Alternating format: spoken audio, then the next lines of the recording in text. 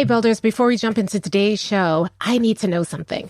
Are you and I connected on the socials? Because if we're not, we need to be. So connect with me. I'm on Facebook at Robyn Jackson. I am on Twitter at Robyn_MindSteps. I'm on LinkedIn at Robyn Jackson. Let's connect and let's keep the conversation going. Now, on to the show. You're listening to the School Leadership Reimagined podcast, episode 242.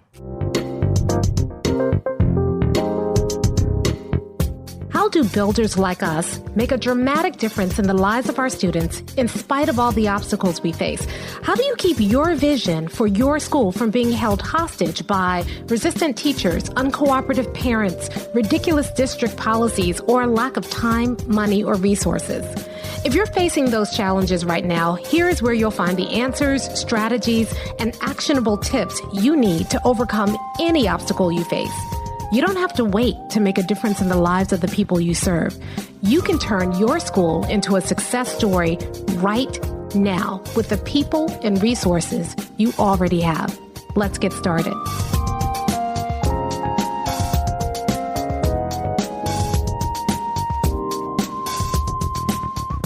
Hey builders, welcome to another episode of the School Leadership Reimagined podcast. I'm your host, Robyn Jackson, and today I want to ask you a tough question.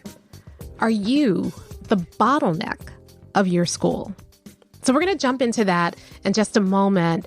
But before we do, I just want to tell you about something really cool that's happening tomorrow. If you're listening to this in real time on Thursday, January 11th, 2024 at 7 p.m., I'm going to be making a big announcement. Now, I usually don't get so dramatic about things. Oh, big announcement. But this one I'm so excited for. I actually have two really cool things happening this month. The first one is the big announcement, and then the second one I'll tell you about later on in the month. If you're around and you want to see what all the hoopla is about, then join me live. You just go to the School Leadership Reimagined Facebook group inside of Facebook if you're a member of that, or you can go to schoolleadershipreimagined.com, the webpage for this podcast. There'll be a little banner up there, pop up, and you can just click on that and get the link for the Zoom meeting where I'm going to be making an announcement. I'm only going to keep you a half an hour, and I'm going to be giving something away. So, just a cool tool that we've created for you that I think you're really going to like. We'll be giving that away during the announcement as well. You need to show up live. There won't be a recording, but again, go to schoolleadershipreimagined.com, click on the pop-up. We'll also post the link inside of the School Leadership Reimagined Facebook group. And I can't wait. I'm excited about that. All right, so now let's dive in. Are you the bottleneck in your school? Now, I'm asking this question because this is the time of year where we start getting really stressed out. Like, winter break is over, we're back in school, and we have to make some results happen. And so this is the time of the year where we start going to work in the dark and then going home in the dark. And we were having a training inside of BU the other day, and there was a principal, and she was there. It's almost 9:00 at night, and she's still at work. And I'm like, why are you still at work? Go home. It's like, I got too much to do. And I don't know if you're feeling that right now, that crunch. And we have always accepted that, well, this is just a part of the gig. This is what we do. And it's one of the big lies that leadership has told us, which is that at the end of the day, it all comes down to us. All right. I see all the time principals kind of almost wearing it as a badge of honor that they're at work late, that they're working weekends, that they're so busy all the time. But in reality, that ethos of the busy principal, the leader that's there late and there all the time at school, the leader that just stays and gets stuff done, that ethos is a trap. And it's trapping many of us into being the bottleneck in our schools. So here's how you can tell if you are the bottleneck in your school. If you were to leave your school for 2 weeks, could your school continue to grow and make progress without you? Now, let's break that down. I didn't say, could your school survive and not burn to the ground without you? I mean, most of you have systems in place where that's not going to happen. Some of you are like, I can't leave for 2 days without a crisis, right? But could you leave? No, you have no phone contact, no email contact, nothing. You are gone and completely out of contact. And when you get back 2 weeks later, Your school is thriving and it's growing, and it's almost like you weren't even there. If the answer is no, then you are the bottleneck of your school. Now, I know that stings a little bit, right? Because you're saying, well, I mean, how can I leave? I am the principal. But what builders know is that when you become a builder, when you put systems in place, when you build other builders, you can absolutely walk away. It doesn't mean you're not necessary and important to the school. It just means that the success or failure of your school isn't all on you. And although that might wound our egos a little bit, it's also very, very freeing, because it means then that the pressure's not on you. It means then that other people are taking responsibility for the success of your school. It means that you're not the only one pushing. One of the things that I love about being a builder is that when you are a builder and you build other builders, you are inviting people to come and build with you. As a leader, you're always saying, hey, let's go. And you're in the front by yourself, and everybody else is following you. It's lonely doing that. There's a lot of pressure on you. You feel it. You've got your back to everybody else, which makes you very vulnerable. So any teacher who gets mad at you can stab you in the back. It's a horrible and uncomfortable place to be. That's where leadership puts you. But when you're a builder, you're working shoulder to shoulder with other people.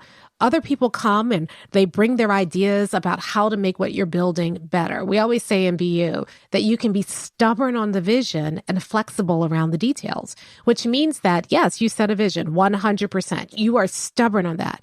But everything else, you don't have to figure it out by yourself. You can build other builders who get your vision, who embrace your vision, who take ownership of your vision, and they begin to help you figure it out. You're never by yourself. There's always somebody else pulling for you. And I'll tell you why this is so important. Because if you are the bottleneck of your school, then you are holding your school back. Your school's ability to serve kids rests entirely on your capacity to get things done. That's a horrible amount of pressure. It's more pressure than anybody should have. And it comes with a lot of guilt. It comes with a lot of pressure. It comes with a lot of angst. It comes with a lot of exhaustion. It puts you in the position to be attacked, and it's lonely. It's lonely when you are the one out front taking all the arrows in every direction. You've got pressure from your district. You've got pressure from parents. You've got pressure from your teachers, and it's just you by yourself. When you are a builder, you're not the bottleneck. The success or failure of your school is guided by you, but it's not dependent upon you because you've built up other people, which means then that you don't feel the pressure and you don't have to carry the pressure by yourself. It also means that you can make decisions that are right for you without feeling like you have to choose between your own health, your own sanity, your own family, and the school. I remember a builder, I won't name her here. She got a diagnosis a couple of years ago, a cancer diagnosis. And so she had to step away from her school in order to deal with her health. And because she was a part of Buildership University and because she had put the systems in place, she had already gone through having a vision, mission, and core values in place. She had already put in her feedback, support, accountability, and culture systems in place. When she stepped away and took care of her health, she wasn't sitting in the chair getting chemo, worried about what's happening at her school. She wasn't sitting in the chair getting chemo, answering emails, frantic emails from people at her school because things were falling apart without her. Instead, she could go and take care of her health, knowing that her school was going to be okay. And when she walked back into her school, they hadn't missed a beat. They had continued to move forward towards the vision. So when she came back, instead of playing catch up and putting out all the fires that had erupted while she was gone, she could step back in and immediately get to work moving her school forward in the vision because the school continued to move forward without her. Do you know the difference that it made? Now, I don't wish cancer on any of you. I don't hope you ever have a health emergency that takes you away from your school. But isn't it nice to know that if something like that happened, you could step away and your school would be okay? or something else. If you are the bottleneck in your school, then it's hard for you to even pursue your own professional aspirations. Maybe you want to go for a promotion, but you can't do that because I can't leave. You worry about leaving your school. Versus when you're a builder, part of what we do, level 6 of Buildership University is that legacy level. It's really about creating your own legacy, being able to pursue other opportunities that have opened up to you because you're a builder, because you've achieved your 100%, that you wouldn't have been able to pursue otherwise. Being able to decide, I'd like to write a book, or I'd like to stay in my role and be a principal because I love it, or I'm ready to move to central office. So I want to start consulting. Whatever that is, you can do it guilt-free because you're not the bottleneck. You know that if you step away, your school is going to continue to make progress even without you. So how do you create this mystical environment where you can actually unbottleneck yourself from your school? There are 4 things you need. And so we're going to talk about those 4 things today and why they're important. And then the next several episodes, I'm going to go into how you can begin to build those 4 things in your school so that you can unbottleneck yourself from your school and not only set your school free to thrive and to grow faster and go farther than they can right now with you being the bottleneck, but also to set yourself free from the guilt and the loneliness and the isolation and the pressure that comes from being the bottleneck. Okay.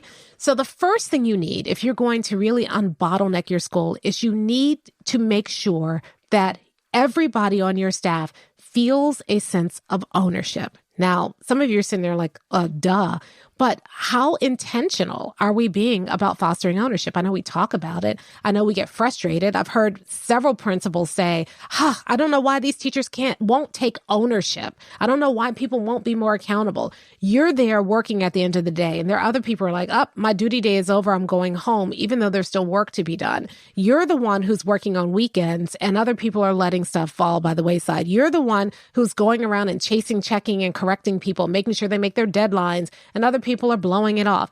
That's because your team, your teachers, your everybody who's working in your team, if you're experiencing that, it's because they don't feel a sense of ownership. And it's not something you can give people. If I give you ownership, then it means that on some level I've maintained ownership. It's not mine to give, it's theirs to take. And so if you don't have ownership, you will always ultimately be responsible. And I can hear somebody out there right now. I hear you. There's somebody out there who's saying, but Robyn, I'm the principal. I am ultimately responsible.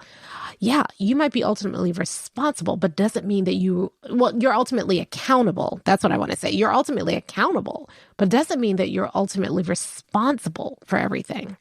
You're being held accountable for what happens in your school, but everybody has responsibilities that they own. And the problem is we don't trust people to truly own their work. And a lot of that happens because we've been using leadership strategies and we've been burned in the past. And instead of blaming the strategy we use, we blame the people. So, perfect example. Teachers are not teaching with fidelity to the new curriculum, right? So what do? We go in there with our checklist and we start checking and saying, giving them, feedback. You're not doing this with fidelity. And then when that doesn't work, we take over the curriculum for them. We give them curriculum guides and pacing guides, and we script out the curriculum. And then we get mad when we walk back in the classroom and you see the teacher just reading from the script. You've tried to teacher-proof teaching. And as a result, your teachers don't feel a sense of ownership. I can't get mad at a teacher for not taking more responsibility for their results if I have robbed them of every opportunity to have true ownership over their practice. So you have to make sure that you are creating an environment of owners, not renters. And you've heard me talk about this before. I've done a whole podcast on it, and we'll link to it in the show notes about the difference between renters and owners. But the leadership strategies that we've been taught have taught us to treat teachers like renters and not owners. And if you treat a teacher like a renter, somebody's got to own it, and that means it's all on you. And that means that you make yourself responsible for what happens in that teacher's classroom. And that's why you're overworked, because you're being the principal and You're teaching every class ultimately, and you are the guidance counselor, and you are the custodian, and you are taking on the responsibility of all of those roles. So you can't really be the visionary that you need to be in your school, and you can't be the builder that you need to be in your school to move your school forward. If people don't have a sense of true ownership, you will always be the bottleneck.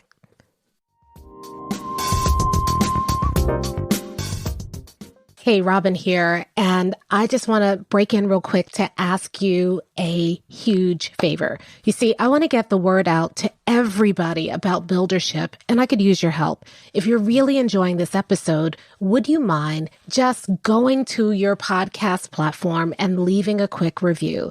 You see, the reviews get the word out. They tell other people this is a great show. Other people who have never heard of School Leadership Reimagined before can hear about it. And you'd be sharing the word about buildership. So would you mind just leaving a quick review? It would mean the world to me. Okay, now back to the show. Now, I'm going to start driving down somebody's street here, and I'm going to roll over a few toes, but I'm doing it in love. A lot of us want to be the owners. We really don't want to allow people to take ownership over their work because we want to control everything, because we don't trust them, or because we believe our way is the only way, or because we're worried about what happens when we're accountable, or because we have never been taught to do that. And it's just easier to just do it all ourselves. But every time you assume ownership over the work that other people should be owning, then you make yourself the bottleneck, because you can't be the principal and the teacher and the custodian and the guidance counselor and the main office secretary all at once. The only way that you can fully thrive in your role and move your school closer to your vision is you've got to allow other people to take ownership. You've got to let go of some of the control and allow people to take ownership. Now, don't forget, in some upcoming episodes, I'm going to talk to you about how you do that. But right now, all I want you to do is think about, where are you taking ownership of things that other people should be owning? That's all I want you to think about right now. And you will find that there are a lot of things that you have assumed ownership over that aren't yours to own. And that's the first step. If you could recognize that, then when we talk about how you begin to release ownership back to the people who truly should own it, you'll have a sense of what we're talking about. It won't be philosophical for you. You will see it. It'll be more practical for you. So right now, I just want you to think about, what are you owning? What have you assumed ownership over that isn't yours to own? Okay, so that's the first level where you're a bottleneck. Now, here's the second place you're a bottleneck. In order to unbottleneck yourself, your team has to feel empowered to do the work. Now, this is different than ownership. Ownership means that I feel ultimately responsible for the work. I feel like I therefore do things and feel, because I take ownership of it, I treat it like it's mine. I don't walk away before stuff is done. I don't leave stuff undone. I don't, push it off to somebody else. It's mine. I own it. Empowerment is different, because empowerment is really, do I feel like I have the ability to do something about the things that I own? And a lot of people, we say, oh, I want people to be, take ownership. So we just kind of throw things off on people's plates, but we don't set them up to be successful owners. We don't set them up to truly be able to impact the results that we say they own. Sometimes it's because we don't give people the tools that they need and the resources they need. Sometimes it's because we haven't trained people on how to take true ownership. Sometimes it's because when people struggle, there isn't a safety net there to help support them. So if we don't empower people, if people don't truly feel empowered to impact the thing that they are supposed to own, then they begin to abdicate, or they begin to do their best. And then you get frustrated because their best isn't what we consider to be the best. And so we get mad at people when they're really doing the best they can, but then we don't set them up to be able to produce the best. Sometimes it's because we haven't defined what the best is. Sometimes it's because we throw everything on them before they're ready. Sometimes it's because we put them in positions that are untenable and we don't set them up to be successful. We give them responsibility without giving them the tools and the supplies and the support that they need to truly take responsibility. And because of that, then we say, oh, see, they didn't do it. And then we take back ownership because we said we gave them ownership and they failed. That's why I have to do it. And it makes you the bottleneck again. So I want you to think about this. Do your people have the resources, the support, the training, the onboarding that they need to be truly successful owners of their work? And if the answer is no, well, that's what we have to fix. And we'll talk about that in a future episode. Right now, I just want you to take a look because that's what might be keeping you trapped as the bottleneck in your school. All right. So the third thing that you need, in addition to ownership and empowerment, is you need alignment. One of the biggest challenges to unbottlenecking yourself is that you understand what your vision is. You understand what it's going to take to get there, but it's all in your head. And so when other people try to take more ownership and they try to become empowered to do the work, they don't have the information you have. They don't have a true understanding of your vision. So they go off in a direction that they think you want, and it's not the right direction. I mean, how many times have you given somebody something to do and they do it, but then when you get it, you're like, this isn't what I want. Why would you think this is what I want? They're giving you what they thought you asked for, but it's not what you really want. And so if you're going to have true alignment, the first thing you have to do is make sure that people understand what it is you want. And then that way you can trust them to go do what you ask them to do or what they need to be doing, which is better because if you're asking them to do it, you still own it, right? They can go do what they need to be doing. And you can trust them to do it because you know they have the same understanding of the vision. They have the same understanding of what success looks like. You know that they have the same understanding of your mission and your core values. One of the reasons why we teach vision, mission, and core values first in BU is because that way, if you can get everybody to buy into the vision, mission, and core values, then you can trust them to make decisions, right? Because you've given them a framework to do that. Does this move us closer to our vision? Is the work on mission? And is this work in alignment with our core values? If the answer is yes, then do it. I trust you. It becomes a framework that we can all stay, as long as we stay in alignment with that framework, we're going to be okay.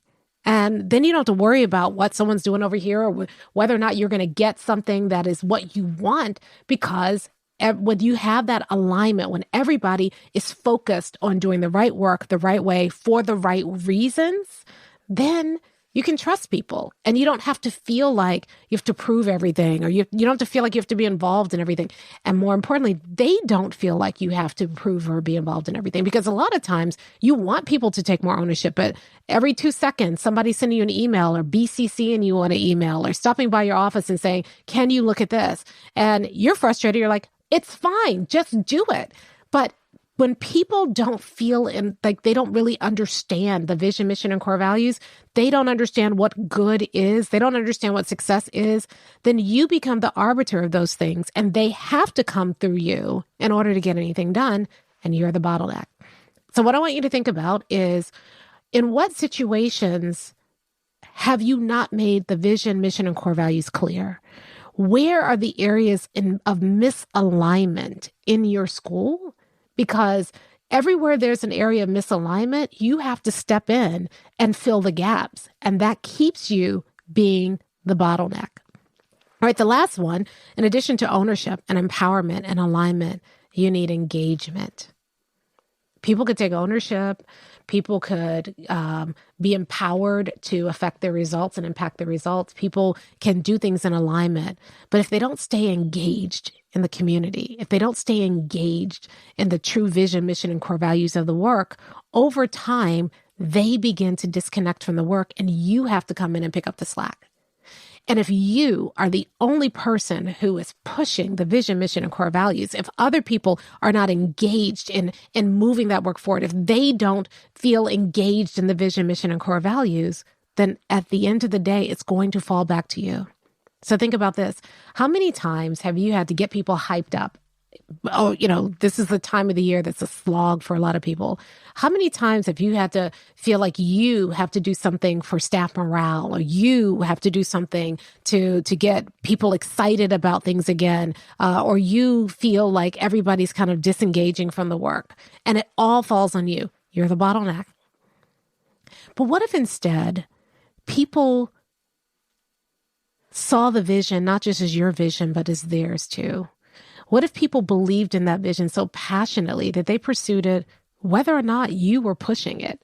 What if the mission really did drive everybody's work? What if the mission is what got people out of bed every single day, not the cupcakes that you put in the staff lounge or the hot chocolate station that you set up? Those are nice. I'm not bashing those, but those are not what keeps people engaged. Those are the frills and the benefits. They're not the fundamentals which keep people engaged. What if instead of you going around and enforcing rules, everybody embraced those core values as non-negotiables and used those core values to guide their behavior and govern the decisions that they made in your school? Then instead of you running around trying to keep everybody motivated, and you running around and trying to get everybody hyped up, and you running around and trying to solve the morale issues, everybody else was taking care of themselves. And they were engaged meaningfully in the work, not because you did something, but because the work was meaningful to them. So again, you don't have to figure it out. We're going to do a couple of podcasts later on to talk about how do you get ownership and how do you get empowerment and alignment and engagement. The next couple of podcasts are going to show you how to do that. But for now, I just want you to ask the question, where am I the bottleneck in my school? Is it because I haven't really, that I'm assuming ownership over things that really aren't mine to own? Is it because my team feels disempowered, and and I'm doing some things to disempower them? I'm not giving them what they need, the support that they need to be able to truly impact their results and their outcomes? Is it because there's some misalignment because I haven't made the vision, mission, and core values really clear, and I'm out of alignment with the vision, mission, and core values, so people don't know if they can trust them or not? Or is it because I don't have my staff meaningfully engaged in the work, that I assume all responsibility for getting people motivated and engaged, and I haven't put structures in place? I haven't built a culture where people can stay meaningfully engaged, regardless of whether or not I'm pushing. That's what I want to ask yourself this week. And then I want to ask you this. How exhausting is all of that? How frustrating is it that everything falls on you? I know that our leadership training has taught us to play the hero, the superhero. We fly in every day with our cape. We go and we solve problems. We go in and we rescue people. But not only is that exhausting, it's lonely. What if instead of being the superhero, the one who's rescuing everybody, the one who's out front dragging everybody to your goal, what if you could unbottleneck yourself from your school and everybody was building?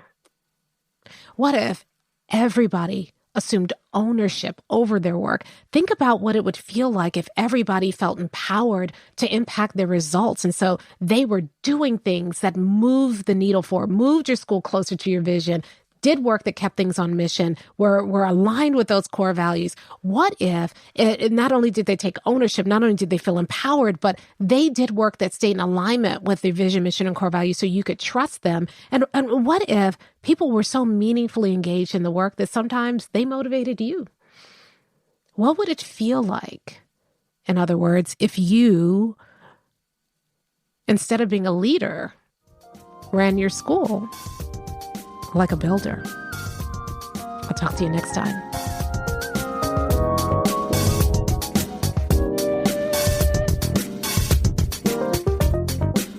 Hey, if you're ready to get started being a builder right away, then I want to invite you to join us at Buildership University. It's our exclusive online community for builders just like you, where you'll be able to get the exact training that you need to turn your school into a success story right now with the people and resources you already have.